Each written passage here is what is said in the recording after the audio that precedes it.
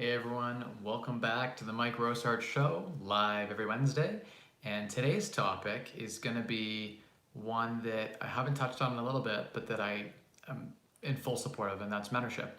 Before I do, by the way, if there's any live questions that you want to shoot out in the comments, like always, just drop them down below, and I'll be happy to answer them. So one of the biggest things that breeds success, or that I guess dictates whether you be successful in life, I think, is whether or not you have someone who is there mentoring you. And they don't have to be physically there. You can be talking to them once in a while. You can be watching their videos, reading their blog, whatever. There's lots of ways you can get involved in either being a mentor or being mentored by someone. I think the secret to doing well in anything is finding someone who does it well and then emulating what they do, and maybe put a twist on it, maybe emulate two different people and combine the best of both worlds.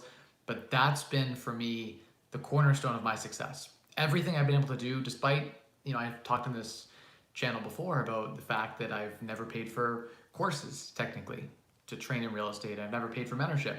But that doesn't mean that I haven't surrounded myself with tons of different people who were actively in real estate or actively in business, asked them targeted questions, taken the best of what they're doing and implemented it in my own business and in my own life. So big fan of mentorship, and so that's what today's video was about, because I keep getting this question again and again and again on Instagram, and it's not that I don't want to respond. Those people who are watching and they want the lengthy response, they write me a long book, and I wish I could give them like, hey, here are the 10 things you have to do. But if I did that for every person, I'd have no life. That would just be all I would be doing. But the secret is really emulating success of others. That's how you succeed. If you want to do well at real estate, find people who are doing that and emulate what they're doing. Learn what things they do well, and then go from there. Hey Andrew, how you doing? Good to see you on. William, happy Wednesday. Good to see you on as well. George Ronez, would you vote for Trump if you were American? I don't know. I'm Canadian, so I don't have the right to vote for either, so I don't really get an opinion or a say. But it's tough. Like from a economics perspective, I'm probably aligning with, like, we don't have a Republican or Democratic Party in Canada, but I'm probably Republican in my economic policy, but not everything I stand for or believe in is Republican. There are a lot of things that Republicans stand for that I don't. Social issues, as an example. Some of the social issues I definitely don't align Republican, but I don't know, it's tough. I think Trump's he's crazy, by the way. He's a good businessman, though. He's done fairly well. He's been able to build a multi-billion-dollar brand, right? So I think from a business perspective, it's pretty good. I like that he hasn't gone to war. He's the only president to date that hasn't started or engaged in a war during their term. Because he's pro-business, war doesn't make sense. War is not good for economy. Stability is good for an economy, right? So that's something that I like about the way that he's governed. I like that he's gotten a lot done in some of the areas that he said he would. So I don't know. I think Joe Biden's a little old, and he may win, and if he does, cool. I don't care either way. It doesn't really have a huge impact on me, but I've been watching sort of the election results sort of unfolding just every so often on Instagram. People are posting, and I've been kind of following it. It looks like Joe Biden is closing in on the win, so who knows what will happen. I'm sure that Trump will have some sort of rally and recount of some sort. I'm sure that they'll be recounting all the votes for the next month and challenging the decision either way. Even if he wins, I'm sure the Democrats will try to challenge the decision. So whatever happens, we're sure to not have closure for some time, and there's probably going to be a good amount of volatility and unrest, which, if you're an options trader, is fantastic. You live on the volatility, right? So if you are a stock hacker, you're loving this. If you're a real estate investor, you probably don't care that much, because real estate's a long-term focused piece, and people are going to pay their rent regardless of who gets elected. The rent will likely be paid on average, so it doesn't largely affect us. So more in the public markets, you have that volatility. In the real estate side, not so much. From a long-term fundamentals perspective, I think Republicans better for real estate over a 5 or 10 year period. Same for the economy in general. It's not necessarily Like the Democrats are probably better for the average person. Like for the bottom half of America, Democrats will do more. If you're in the top half though, and you make 60,000 a year or more, you will probably be financially worse off. That's just a fact. So you got to say, hey, is it worth it for me to pay more tax to help more people? Overall, what will that do for our economy if we don't focus on the capital growth? And then what does that do for the Canadian economy is more what I'm concerned about, given that the US is our largest trading partner. And I also have some investment in the US and some plans to invest further in the US. So I'm mostly staying out of the election. And again, like elections don't have that big of an impact on investing decisions. They really don't. If you look at there used to be an argument that Republican candidates tended to, if they won, tended to go for, the market was a little bit stronger. But if you look at the statistical data of the stock market, there's not a huge any correlation really one way or the other, Democrat or Republican. There's not a huge difference. So I guess as long as it actually makes sense to go back and forth, right? Like Obama was a Democrat, right? So we had 2 terms, and then now we have a Republican. Maybe we'll get another 2 terms. Maybe we'll get 1 term, then back to Democrat. But as long as it shifts back and forth, I think it keeps things on the narrow. But again, I'm Canadian, so we tend to lean pretty left, given our free healthcare and other things that we like to throw out there for our citizens. Thank you for the question. D-How2 says, good evening, Mr. Rosehart. Good evening. Good to see you guys on. Every week we're live. Tonight we're shooting the shit, talking about mentorship. And I think it's more important than, you guys know a couple of years ago I started a mentorship program that was free, where I was giving a lot back, and I got a lot out of it too. And I still believe, whether you join a mentorship program or a coaching program or whatever, in whatever you want to do, finding mentors whom you can emulate. Like even if that's Mr. My Mustache, you're reading his blog posts and you're learning about his mindset and changing something, right? Reading books.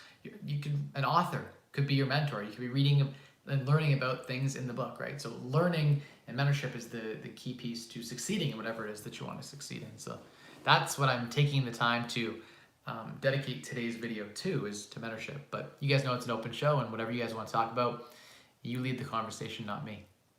William says, hey Mike, William and Dawn here for the weekly Mike Rosehart show. William, great to see you on. Thank you for tuning in. And Biden is going to win. I don't know.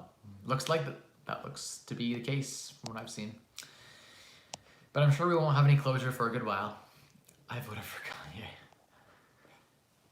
The funny thing is, Chung is a Canadian. So, Andrew McGlennon says, do you manage your own stock portfolio? If so, what's your upper limit for a percentage in a single name? I can answer both questions. One, I manage a small portfolio, for myself. But no, I actually have a financial advisor who's managing my stock portfolio. Reason for that is I'm able to actually lever up my stock portfolio if it was within the private banking sector. They'll loan you back around 70% loan to value on your portfolio. And then you can take that line of credit and invest it again and then borrow it back out again. So you can basically lever up, around 80-90%. So if you put $1 million in stocks, you can buy $2 million in stocks by levering up. So it didn't make sense to do it myself with a margin account when I get a much better lending product associated with having that private banking financial advisor. So it was a high net worth program. I'm still working on the application for it, so I'll keep you guys posted on how that goes. But it sounds like an amazing opportunity, which is why I've decided to outsource that to professionals. But again, talking about what my upper limit is on a single hold. So if I was going to build myself a perfect portfolio, I would need a significant amount of capital to be able to deploy into many different individual names. So my preference is to buy exchange traded funds that then go out and buy hundreds of other stocks. So you don't necessarily have a stock portfolio, you have an ETF portfolio, then those exchange traded funds or ETFs buy into all the different stocks in the market, and you can have thousands of different stock names and tickers in one portfolio without having to have the transaction cost of buying a little piece of every company. So that's my recommendation for a low fee type fund. So that's what I'd recommend, is exchange traded fund or ETF. But if you're going to build a stock portfolio, let's say it's a dividend stock portfolio, my preference has always been, from a diversification perspective, to not have less than 20 names in your portfolio. So ideally you have 20 different companies, and ideally there's some different sectors and some variety in what you're investing in, like not all tech, not all natural resources, not all commodities, whatever, not all real estate. Ideally, diversification is the secret to succeeding and to preserving wealth. I will make this one comment because people are going to jump in here in a second and say, yeah, Mike, you were not very diversified. I will say diversification is not the preferred path to building wealth quickly. It is the preferred path to keeping wealth preservation. Most of the multimillionaires and billionaires built, excluding Warren Buffett, et cetera, so forth, built their wealth by focusing on an area where they had a competitive advantage, a niche of some sort, and going all in. For myself, it was real estate. I found where I had a competitive advantage. I could buy properties, 80 cents on the dollar, and the day I closed, I made money. Before I even touched anything, the second I signed the paperwork, I was making money on the buy. And that was my competitive advantage, so I repeated it again and again. And when I was making 100, 200% return on investment, it didn't make sense to look at anything in the stock market. Where can I have full control and guarantee and replicate 100 or 200% return? And by the way, the market then appreciated on its own, and I made 1,000% on some deals, right? On my down payments. So I couldn't do that, and I couldn't lever up in the same way in the stock market. So I don't practice necessarily what I preach. From a wealth preservation perspective, once you've built up some wealth, it makes sense then to diversify, because if certain industry goes to crap, you're going to crap with it. But if you only had 10% of your wealth in that segment, it's like, okay, real estate market crashes, no big deal. I have, I own a percentage of the US economy, Brazil, Russia, India, China. I got pieces in those markets in many different segments, from tech to, real estate to whatever. And then when real estate crashes, you don't care because you're invested in tech. Or COVID happens and it crashes your Airbnb, but you don't care because you're also invested in Netflix, and Netflix is doing fantastic during this time, right? So it's about having a little piece of everything. That's the idea for wealth preservation, for capital preservation. I think once you've built your FIRE portfolio, or you've gotten to a certain point where it hurts to lose it, that's where you want to become more risk averse. Start focusing on, as I'm doing, selling some properties off and pulling some of my wealth into other areas, other facets of business and in the economy where I can protect myself and grow. And growth is still important, but grow maybe at a little bit slower pace, more conservatively, more safely, with a focus on never losing money, right? Warren Buffett's first rule is to never lose money. It's so hard to recover it once you've lost it. Next question is, good evening, Mike. Totally disagree. The rampant taxation and spending curbs future economic growth, hurting all. It is what it is, though. So Trevor's got a fair point about taxation and spending curbs future economic growth. I've heard economists speak on both sides of this coin, and so there are Democratic economists and there are Republican economists who have spoken out on different philosophies when it comes to economic growth. And my belief is that a dollar of capital invested grows faster for the economy than a dollar spent in that economy. Production is more important than consumption. And some economists believe that you throw a bunch of stimulus money into people's hands, people spend more, you lower interest rates, people spend more, and that stimulates the economy. I don't know. It certainly is a part of it, but I think you need to be producing for GDP to grow and for the economy to be doing well. So if we're just consuming and going into debt over it, we're not going to grow, right? So there is a lot of thought that increased taxation would lead to decreased number of jobs, because entrepreneurs and investors are not going to put as much capital into said venture. I think that being an investor myself, I would think even if tax rates were to go from 50% to 53%, 55%, whatever. Is that 5% difference going to stop me from investing? And the answer is probably not. That 5%, like if I say you're making $1 million, say you're some rich entrepreneur, you're making $1 million a year, and post Biden, you used to take home 500 and now you take home 400. Are you going to stop your business, shut it down, and fire everyone? Likely not. Likely not. It's not going to have a huge impact on most people. Now there'll be some economic policies that will deter economic growth and et cetera and so forth. But what ends up happening is the extra taxation is invested back into the infrastructure, right? So it's going to employ construction workers and union people and whatever to build things. And it's going to go back to the single moms and whatever. So the wealth just gets distributed to the bottom half. It's not necessarily that the wealth, there may be less wealth in total because every dollar you invest into capital in the economy will have a net greater impact than a dollar of consumption. But I think that the impact's not going to be huge. It's not going to have a. You got to remember, like, there are a lot of wealthy Democrats that still pull strings, right? Like, let's be honest here. There's still going to be tax loopholes for all the wealthy. It's really just the middle class that ever gets squeezed, right?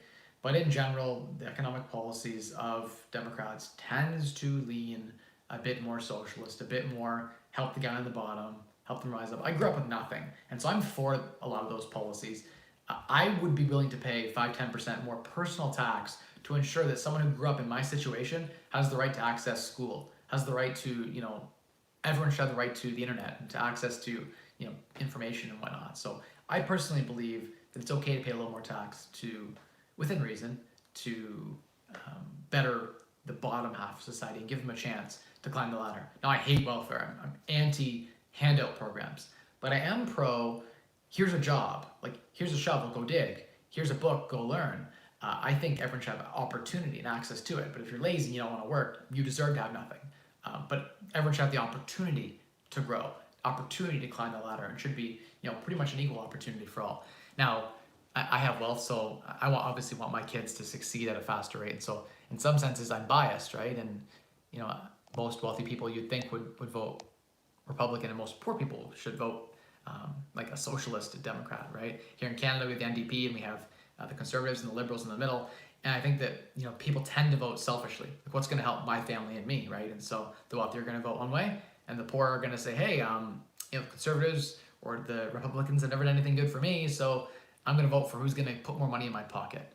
And unfortunately, the bottom half is not doing well right now, and they have the controlling majority because it doesn't matter what your net worth is, everyone gets the same one vote.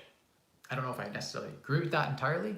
I can see some arguments for some of the people who have the most control, like say someone who employs 10,000 people, they maybe deserve an extra vote or something. I don't know, but that's undemocratic, and we'd have to have a different conversation entirely to support that kind of conversation. But I'm getting out of the politics for now. Next question. Out of topic, but is it a good time to buy a house in this 3 months? It depends on where you are, and it depends on the type of house you're trying to buy, and so many different factors. You can't just say, I voted for Trump. You can't just say one way or the other, it's just a blanket statement, hey, it's good to buy a house or not. If you're going to buy the house and it's going to be cash flow positive and you're going to house hack, it can make sense in any market. So it's so hard. There's so many different markets. You can't say that London's the same as Sarnia, the same as, Detroit, the same as Toronto. They're not. They're all different markets. JC says, hey, Mike, I'm looking at a property that is half crawl space and half basement. Have you ever dealt with any properties like this, or have you avoided crawl space? Is that right? Any problems to consider? I have tons of properties that are, a small portion basement and a small portion crawl space. They're very common in London. What to avoid? Looking to make sure that the foundation's in decent shape is something you obviously want to look at. From an insulation perspective, it's something you'll want to consider. I personally like to put down the poly underneath my crawl spaces and then insulate all the sidewalls, just from a moisture perspective. I prefer full basement to crawl space, but where the numbers make sense, it doesn't matter. Like, a crawl space is perfectly acceptable, assuming there isn't massive, water erosion or something going on in there. So just pop your head in your crawl space and see. Nothing necessarily wrong with it. Usually the basement will have an access to the crawl space. It'll be like you'll be crawling like an army man on your arms and legs, but just investigate. Justin says, who's your mentor? That's a great question. I've had lots and lots of mentors over, my investing career, let's call it. I've looked to, at different times, so many, think of any investor that's in the space, from Stefan Arnio to Matt McKeever to, pick anyone. Like, all of my friends and peers in the space have been my mentors at different times. And even some of my mentees have been at times playing that mentorship role from the perspective of, hey, does that make sense? Like, are you sure you've thought this through? And so that's where just having a good peer group that is also interested in whatever you're interested in. So if it's real estate, find people who are interested in real estate and talk to them about it. It's in that bouncing of ideas back and forth that iron sharpens iron, and you both, benefit from those conversations, and you both end up mentored by each other, right? So ideally you have mentors who are above you too. And so there are times where I used to read books like Early Retirement Extreme. For a while on the frugality aspect, Jacob Len Fisker was the introduction to the math behind early retirement. In some ways he was a mentor to me. It was great being able to go down to Chicago and spend the night at his house and get to meet him, and it was a fantastic experience. Mr. My Mustache, for a time, when I read all of his blog posts, was like a mentor to me. I felt like when I was reading I was sitting at work reading at least a post or two of his a day, that it was like I was listening to him. Rich Dad Poor Dad, it felt like in some ways Robert Kiyosaki was sort of mentoring me in some cases, right? One of my favorites was Phil Pustovinovsky on YouTube. Now, he's been doing it for a long time. He was the first YouTuber I ever found in real estate. That guy was talking about wholesaling in it might be like 2012. I was watching his videos. So he's been around longer than all the big YouTubers. And he used to be the #1 biggest channel in the world, but Graham and all those guys way surpassed him. But he was a great mentor for a while, and he was free. You used to watch all his videos and learn his content.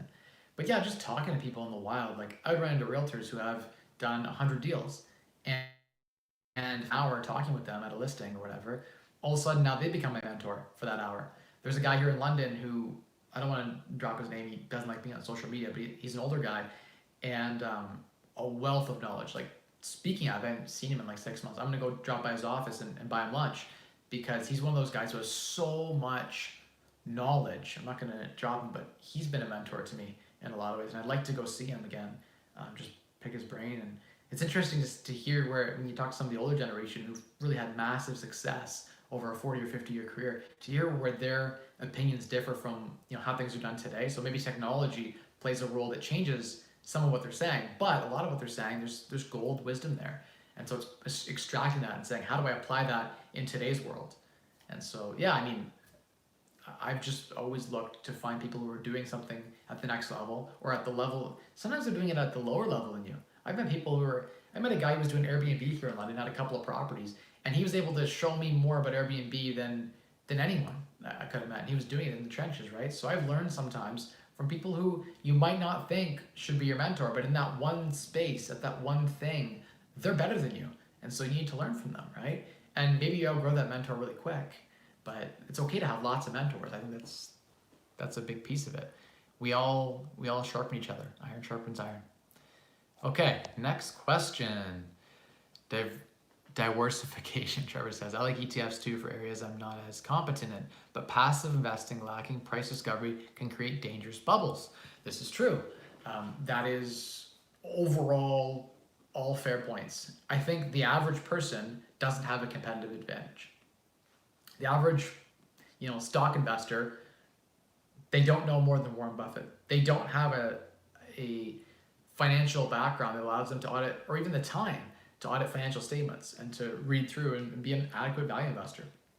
And so if you can't develop a competitive advantage, you should buy the market. You will get 7-8%, whatever, and you'll do just fine.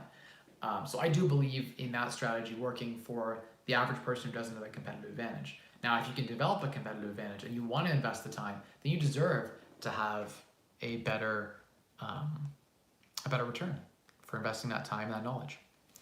Snake Eyes 11 says, what does a Biden presidency mean for the Canadian real estate market? I haven't really thought it through entirely, but I don't think it's going to have any major implications for us. We're tied. They're a big trading partner for us, but I don't know. I think actually it might even be better for Canadian real estate for a couple of reasons. One being there might be a little bit of an exodus of capital to Canada. Two, there might be, I think, some increased trade policy between our two countries, where Trump was very nationalist. He's is this good for the United States? I don't know if Biden has the same mindset when it comes to trading with partners. I think he's more, is this good for everyone involved? I know if I was the Canadian Prime Minister, I wouldn't want to do business with Trump.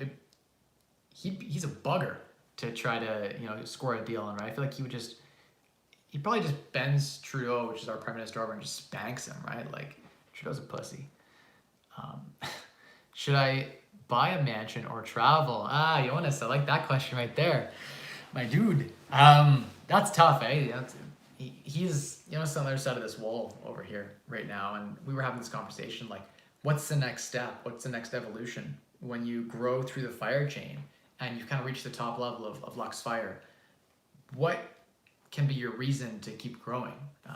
Do you just elevate to the mansion or to the elevated lifestyle, or do you say, hey, I'm gonna, even though I can afford more, I'm gonna stay in the humble house, and I'm just gonna focus on traveling or whatever?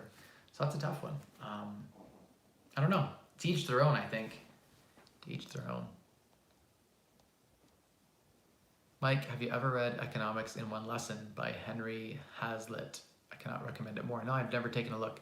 Someone send me an email with that, because I'm going to lose this chat and have no idea. But someone write down Economics in One Lesson and send me a message or an Instagram message. Matt says, we're balancing stocks in my TFSA. If you sell and buy something else without withdrawing the funds from the sell, does the new buy count as new contribution, or stays as the same funds that haven't left the TFSA? It stays as the same funds. It hasn't left the TFSA. If it leaves the TFSA, then you have to wait to the next year to have your contribution room reset effectively. But yeah, buying and selling stock has no effect. It stays within your tax-free savings account. It doesn't affect contribution room unless you withdraw the money out. If it's just going from cash to equity in your account, then it doesn't affect anything. Good question. D. How-To says, do you have an opinion about Florida raising the minimum wage to $15 per hour by 2026? Just curious because you currently do business in Florida. That'll probably raise the cost of everything. That's all I can think of. Like when the minimum wage went up here in Ontario, we were at $10 and we went up to 14. That was a 40% increase over a short period of time on our minimum wage. And what we saw was the cost of everything jumped like 20%. Rents went up, everything went up. And so people think they're getting more money in their pocket, but like the cost of rent and everything else just goes up because all the people on minimum wage now have 20-30% more disposable income. So they're all going to bid on the price of apartments, et cetera, and so forth. And everything just sort of rises in cost is typically what I saw in my local market. So I'd suspect that you might see the same thing in a place like Florida, especially in the market, like the real estate market that's targeting those people who are in that $10 to $20 an hour income range, who are most affected by a minimum wage increase, right? Who are most likely to get that bump. So you can imagine the house is renting for $1,500 a month. That's going to get a bump in rents and probably be more valuable too, as well, because the price of a house is an inverse of what it can rent for. That's how cap rates work. That's the income approach to valuing property. So I'm a big fan of if that's the case, and I haven't looked into it, but if that's the case in Florida, maybe buying some real estate there would make some sense, because especially in that like $200,000 price point that's most targeted and most desired by that segment of the population, because they stand to benefit the most from that sort of legislative change. It's a minimum wage. But I'm sure I could do some more thinking on that and give you a better answer. For now, that's my initial thoughts. Wonder Woman says, hi Mike. Hello, how are you doing? Welcome to the stream. Snake Eyes 11 says, is it possible to get a bank mortgage for 80% and a private mortgage in the second position for the other 20%? Yes. However, many of the big A-lender banks are throwing in stipulations and conditions that you can't have a second charge mortgage on the property. Hey, we'll give you one mortgage, 80% loan to value, but you're not allowed to put any seconds on.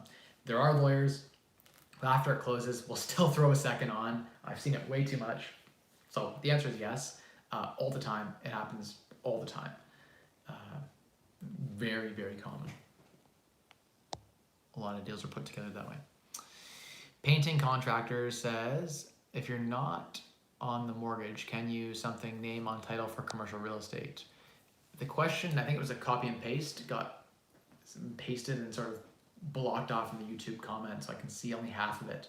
But it looks like you're talking about something with title. You can move someone in and out of title whenever you want. You could also do a bear and trust agreement, buy a property in a corp, and then have it in trust for the person, and then change it to the person and have almost no tax consequence when you do that. So that'd be how you transfer title with almost no tax consequence. You can buy property in commercial real estate in a corp. It's hard for me to know the question entirely, but yeah, there's lots of flexibility there. You could even personally guarantee the corp and then get financing that way. But if you're not on the mortgage, I don't know how you... Every mortgage I've ever dealt with, there maybe is an exception, but my understanding is whatever title reads, the mortgage is going to register in the same way, right? So if it's me and my mom on title, or me and my brother, or you and your brother, or whoever on title, the people on title are going to be named on the mortgage. That's just, they would whatever's on title, they're just going to put on the mortgage. So if you are on title, then you will have to be on the mortgage and be liable. The only way to protect your interest on title without being on the mortgage is, very simple. You would put you'd have your ex person buy the property, they would qualify for the mortgage, and you would represent your equity with a second mortgage. So you'd register a notice of interest on title saying, hey, I have some equity ownership in this property, but you'd register as a debtor. So you're not on the equity, you're a debtor. So you'd register the debt. That'd be how you do it. You put a second mortgage on it, or a third mortgage, to protect your interest of your down payment or your whatever that you're giving to the person who, again, you're not going to title with them. So if you want to have control, put yourself on the mortgage, or register a mortgage on title.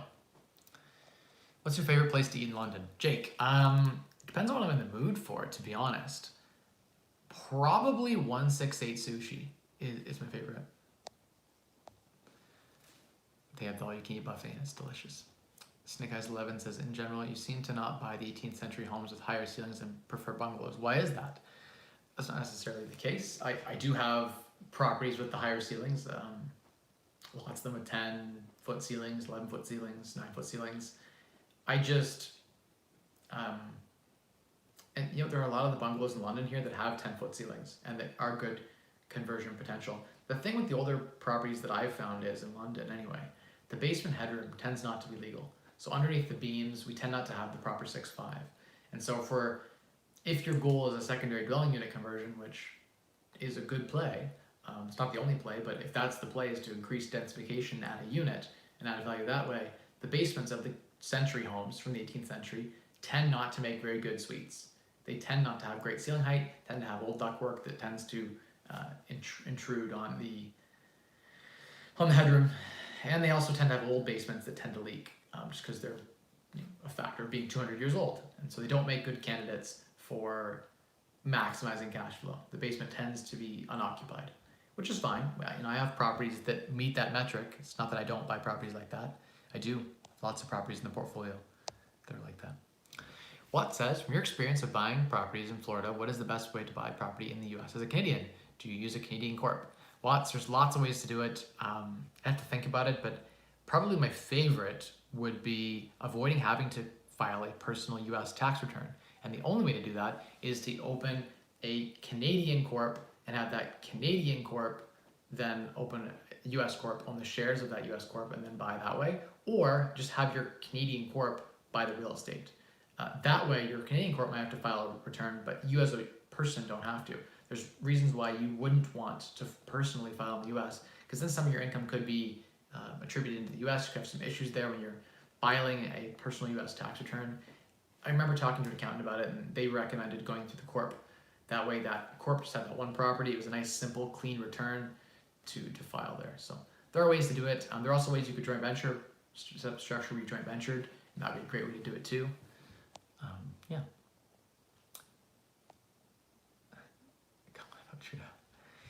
A lead investor. What's going on with Florida? Any income coming in? Yeah, we rented out. We took a longer term tenant on, and we're in the process of potentially selling the property. So it is listed right now on the market. So I won't go too deep into that, but it's not been the easiest being so far from Florida, not being able to get down there, et cetera, so forth, having issues with contractors and COVID and everything else. I would have liked better marketing efforts, would have liked better photography. I would have liked to have not had a tenant living there when we're trying to sell it. But the tenant is paying all the expenses. We're making a little bit of profit, and they're covering all the utilities. We have a good tenant staying there, taking care of the property. So it works out. It's working out for us. So we're not losing money. That's the important part. Even through COVID. Alicia, hi, thank you for watching.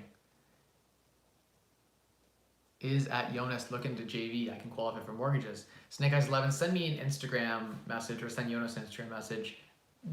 Yeah, very likely if the terms were right, for sure.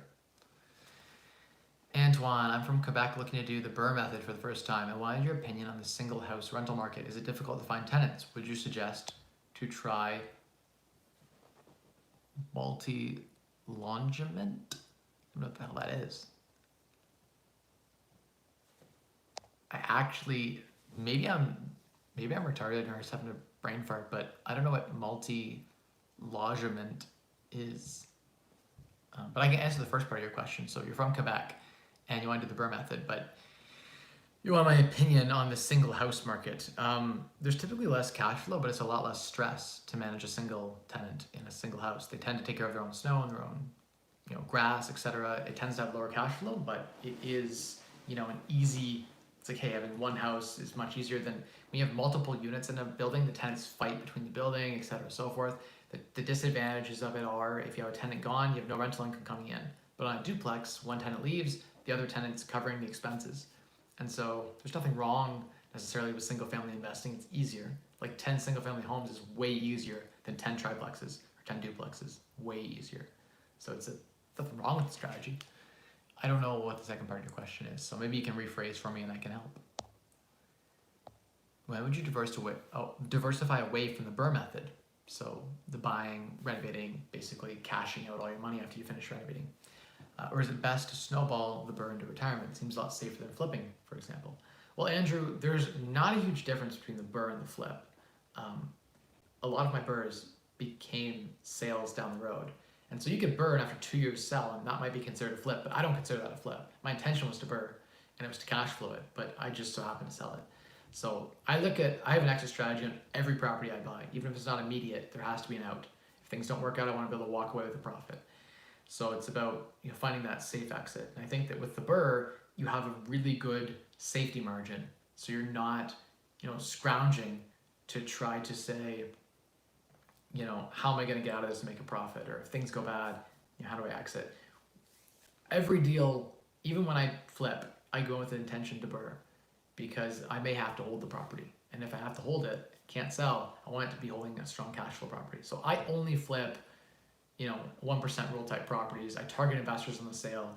That way, if I have to keep the property or if I decide I want to keep the property when I'm done with it, I do. So that's always been my intention.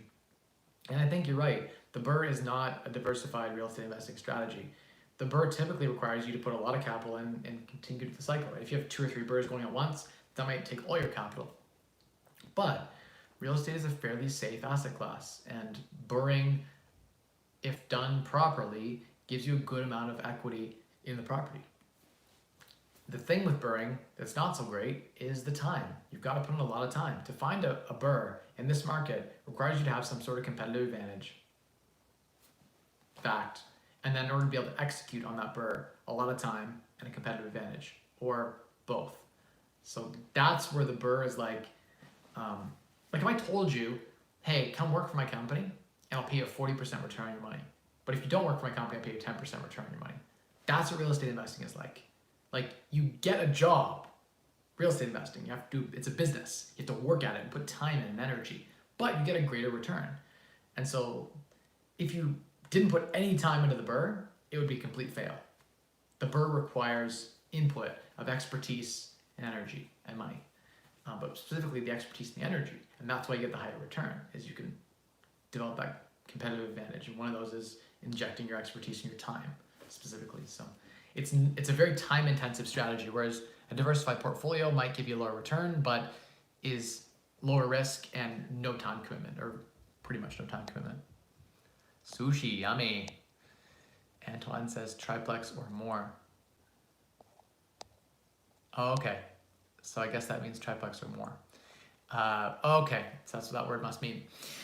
Yeah, I mean, there's increased stress and increased cash flow with multi units until you get into the bigger multifamily, and then you're competing against institutional money. So typically anything over here in London, anything over a 6plex starts to get into institutional capital, and you're competing at really low cap rates, like 4 and 5 cap rates here, sometimes 6. It's ridiculous. There's almost no cash flow there. So the big multifamily, I don't know how people do it. They get really cheap financing and that's how they make it work.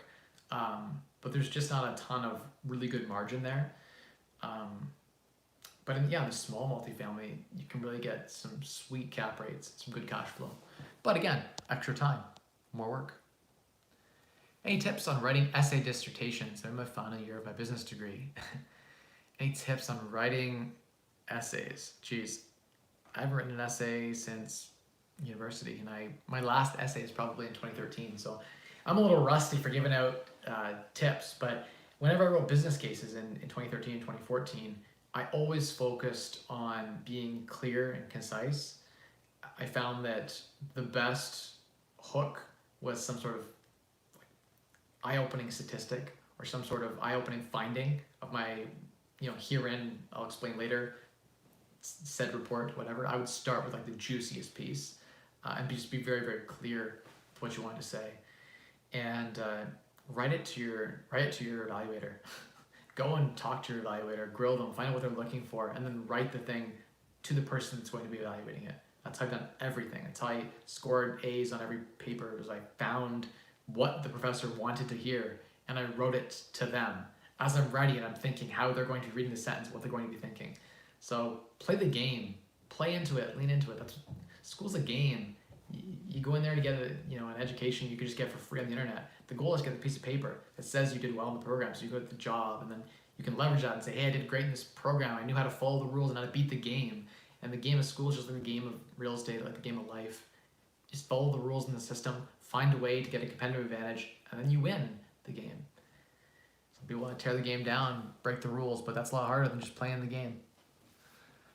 A friend wants me to help him buy a primary property. I don't want to be on the mortgage with him. Should I just be on the deed? I don't know. So if he's on the deed, you could maybe co-sign the mortgage and not be on deed with him, but then you're liable for the mortgage without being on the deed. You can't go the other way around. You can't be on the deed and not on the mortgage. I haven't seen that done before, ever. If you're on title as an equity holder, as an owner, then you're going to be on the mortgage. Is there any way he can remove me from the deed without my permission? No. He'd have to sign. There'd be no way. I mean, maybe I'm trying to think of a situation where you owed him money and then he was able to sue you and get a judgment saying you owed him this money and then take your equity position to pay back that debt that you owed or something. That's the only time I think by force of court that you could lose the property. But no, just buy one property together, he can't remove you from title without your signature. You can't even sell the property without your signature if you're on title. It's the French word for multi-unit. That's what I was wondering. D how to, he will have a mortgage. I will just pay cash to help him out. Maybe there's something there, I don't know. Just be careful, structure, if you're gonna lend someone money, make sure you secure on title or get a proper loan agreements, make sure you're lending to the right person, make sure you're, et cetera and so forth. You can get burned, just be careful, guys.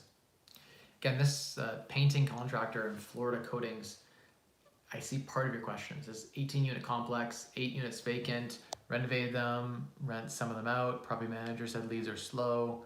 Any advice? Get a better property manager. That's the first piece. Maybe find a dedicated leasing manager or a leasing agent who will just lease the units and have that separate from the property manager. Typically, the best leasing people are not the same people who are the best at managing the property and doing the maintenance. They're typically not the same skill set, is what I've seen. There are exceptions to every rule, though. Maybe you could try offering incentives, like offer half a month's rent as a bonus up front for someone who moves in. Then you can get a little bit higher rent and get the units rented out. Offering those incentives is better than having it vacant. Xenocryption says, not sure why, but YouTube suggested you to me. I barely understand what's going on here. Well, I'm in Toronto, so maybe algorithms suggested you since we're both Canadians. Hey, awesome. I'm glad YouTube's actually promoting the content and you're able to find my content and hopefully you can get some value from it. It's all free, so enjoy the hundreds of hours of rantings and discussions about everything from personal finance and real estate to mentorship and life, how you live the best life you can live. So I'm in Toronto, a few times a year, so definitely we definitely share that common ground there. Last question. Kron says, hey Mike, where can I get an enforceable private lending contract that'll protect me? And what is the downside if I ever went to a legal battle? So a good contract is one where everyone signed it, you've had a witness to sign that as well, but it's about who you're lending to. That's the most important piece. So making sure they have a strong net worth, making sure you can verify that, strong income, those sorts of things. Ideally, you can go and see them, know where they live, if they don't pay you. But contracts are only enforceable so far as you're willing to sue. So you have to litigate to enforce the contract. Even if it's a secured on title of a property or secured as a GSA or general service against a business, general security of asset against a business, you're going to have to litigate to get your money back if they default. So that's what is the important piece. But as far as contracts go, find a good lawyer. They can pass you some great contracts. I've been able to just purchase contracts along the way from other investors, and even from my own lawyer helped me draft some pretty good promissory notes and some stuff like that. So thank you guys so much for tuning in. 100% appreciate it. No problem. Happy to help, brother. Bought for appreciation and got burned. I'm not sure who bought for appreciation. The 18 unit. I've lost the context here. Julia says, how do I get my bank information to them? To who? Who are you trying to give your bank information to? I'm confused here. Don't give your bank information to anyone you don't know. Hi, Mike. Love your videos, brother. Thanks. Appreciate it. Who pays for litigation? Typically, you're going to have to front the money of litigation, but in most contracts, you're going to have a clause written in there that if they default and you have to go after them, they'll be liable for all the legal costs, plus typically a 5% or $5,000, it could be a flat amount, that they have to pay you for the hassle, the stress. So as a mortgage lender, you want them to default because typically the costs of going after them and taking the property give you all of their equity in the property too. So you'll tack in like $30,000 fees if they default. As a mortgage lender, it sounds dirty, but as a mortgage lender where you're being smart about putting 75% loan to value, you hope that they default because you're gonna get a huge payday. It's actually in your best interest if your contract's written properly that they default. Now it's a hassle, a pain in the ass to go after them and take the title of the property and go after the money, but you can be very well compensated when someone defaults. The courts do not look kindly on default, and so that person will get, if they sign the contract and you can prove it, then they're gonna have to pay out the nose. If you've written your contract properly, they're gonna pay for defaulting. You're gonna have to take their house and their car. Thanks, Mike. Super bummed with the election. Have a good evening. It is what it is, right? I haven't been following. I didn't even know there was a result yet. I thought they were still being contested, but maybe there's an answer now. Who pays? I answered that question. Thanks for the time, Mike. I was responding to Dave Ramsey. 100% cash down only. Okay, got you. Subscribing just in case. You seem like you know what you're talking about. I'll form an intelligent question for you next time you go live. Well, I'll see you next Wednesday. Every Wednesday, live 7 to 8 p.m. Eastern. Thank you everyone so much for all the questions. I really appreciate it. And I'll see you on next week. And if I didn't answer your question this week, for some reason I skipped over your question, I'd be happy to answer it in the comments for everyone to see. So instead of sending me an Instagram message at Mike Rosehart, follow me along there for the stories. I post 6 to 8 times daily. But instead of that, how about you throw it in the comments after this video is published and I will happily answer it for everyone to see. Promise. Bye everyone. Have a good evening. Remember, the secret to unlocking a wealthier you, 3 levers in your control of your financial future. Spend less, earn more, and maximize the difference, the returns on the difference. So spend less, earn more, maximize returns. That's what you gotta do. Those are the 3 levers to build your financial future. Thank you everyone. Have a good evening.